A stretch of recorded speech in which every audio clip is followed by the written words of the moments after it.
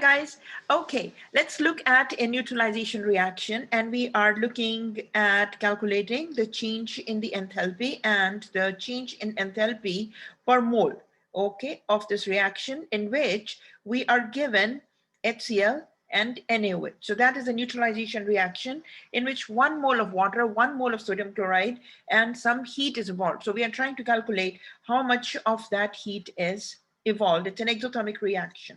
Okay, so here are a few things. First of all, we are going to be doing this reaction in a coffee cup calorimeter, which is a styrofoam cup, and it has a loose lid. Inside that, we are going to put in 50 milliliters of HCl.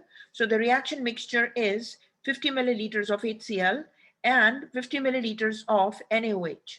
Okay, so this 50 milliliters of HCl and 50 milliliters of NaOH together is going to make 100 milliliters of the reaction mixture or the reaction solution.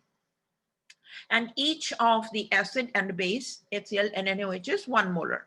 Okay, so we start this reaction. When we mix them, we note down the temperature, and it is at 25 degrees Celsius, which is the standard our room temperature. And then we note a change in the temperature. The reading in the thermometer rises to 31.9 degrees. Okay, so that's the amount of heat that is evolved when HCl breaks and NaOH breaks into the ions, and then they rearrange, and then they form sodium chloride and water. So the net ionic equation is basically between the hydrogen ions coming from the HCl, OH ions coming from NaOH, and they're giving you 1 mole of water. Okay, so basically we are going to be calculating the change in the enthalpy per mole is going to be for 1 mole. Okay, so now here are a few things we will have to assume. We will have to assume that the reaction mixture is a pure water.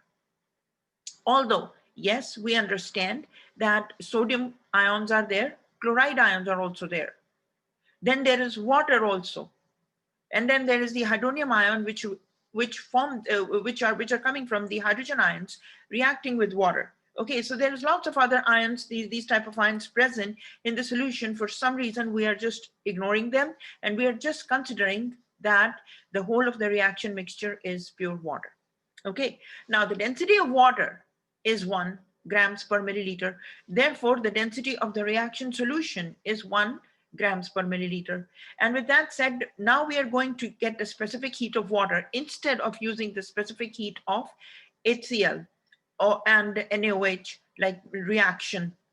But we just, because of that assumption, we are just using the specific heat of water. Okay, so these are the assumptions. Now here's another thing. The enthalpy change is at constant pressure.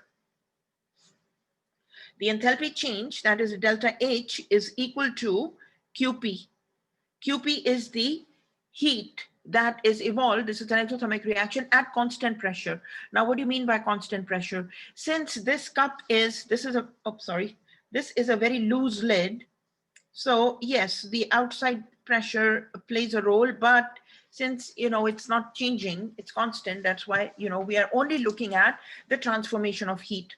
Okay, so now we know one thing, that the amount of heat that is released in a reaction is equal to the amount of heat that is absorbed by the solution, and that solution includes the water. So really now our focus is how much of that heat is being absorbed by the solution.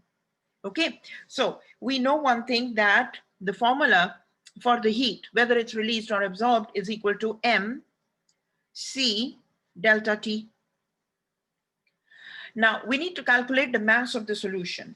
So the mass of the solution, and that solution is the reaction mixture basically. Okay, I'm going to just put it here, reaction solution. What is that? So remember the assumption that the density of the reaction is really the density of water. Okay, so we know that density of water is equal to mass over volume. Right? Now the mass is what we are calculating, but the volume we know. So how much is the volume? So here we took 50 milliliters of HCl and 50 milliliters of NaOH together. So HCl 50 ml